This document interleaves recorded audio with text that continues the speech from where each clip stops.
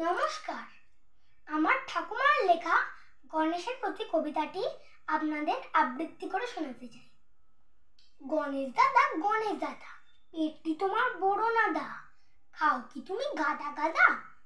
খাবার খেলে শক্তি হয়, তুমি তার দাও পরিচয়। বেদব্যাসের নির্দেশে মহাভারত লেখো, হাতের পেশি এতই শক্ত, লেখা থামে না কো। তোমার মতো লেখার শক্তি একটু যদি পেতাম, লিখতে ইচ্ছা থাকার মন্ত্র তোমার কাছে নিতাম। লিখতে তখন পারতাম আমি, খেতাম না কো মার। জিততে তখন পারতাম আমি, হতো না কো হার। এবার কটি প্রশ্ন তোমায় করছি আমি ভাই, স্বপ্নের মধ্যে উত্তর যেন সঠিক করে পাই। গল্পে বলে শনি দেবতার কোপে মাথা উড়ে গেল, কারুর মতে শিবের ত্রিশূলে দেহ দুভাগ হলো।